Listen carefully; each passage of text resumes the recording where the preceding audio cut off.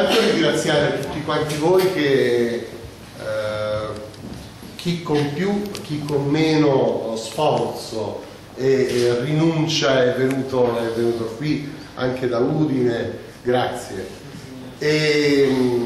Sì, è un ritorno per me molto, molto sentito quello a Trieste, perché a Trieste mi lega veramente una grande parte della mia vita vissuta in Friuli Venezia Giulia, mi legano delle grandi amicizie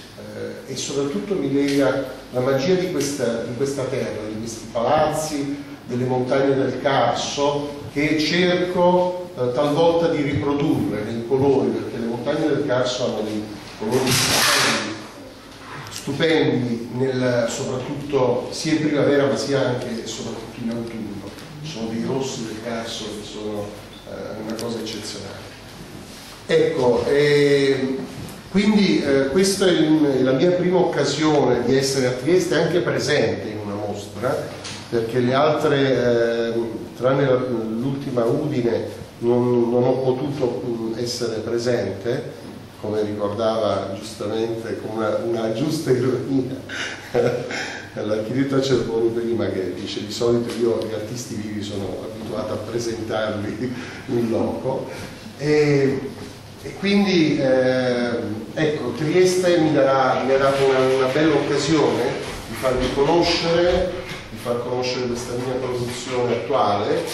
e questa è la strada su cui proseguirò, perché ha avuto veramente un grande riscontro. Quindi io, ecco, posso essere doppiamente soddisfatto perché piace quello che faccio. Ecco, io sono uno dei pochi fortunati forse a non dover fare ciò che piace agli altri, ma a cui gli altri, diciamo agli altri piace quello che io faccio, quindi doppiamente fortunato.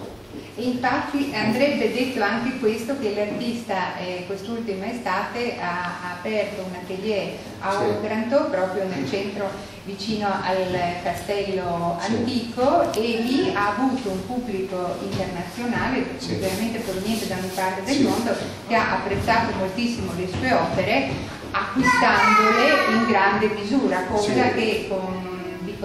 nell'epoca contemporanea non è proprio molto diffuso, anche grazie alla crisi che abbiamo, ma soprattutto degli apprezzamenti vivissimi. È vero, io ho avuto veramente in questo atelier a Otranto, che tra l'altro è una cittadina molto bella e storica, certamente non con le dimensioni di Trieste, però ha una grande dimensione, e ha una dimensione internazionale anche Otranto, cosa che non mi aspettavo assolutamente. Ho avuto nel mio atelier persone che venivano dall'Australia come dal Canada, come dagli Stati Uniti, il Belgio, tutta l'Europa, e veramente ho avuto un grande apprezzamento di quello che ho fatto, e che mi ha ulteriormente stimolato a percorrere questa strada, a essere convinto realmente, a avere il riscontro che quello che io stavo facendo è una cosa fatta bene. E soprattutto io credo una cosa: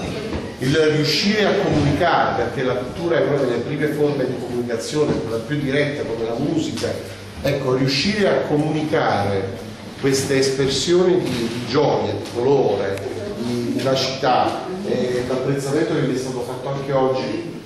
qui in questa sala che stavo allestendo. Ecco, lei è una persona che mi piace perché, nonostante tutto quello che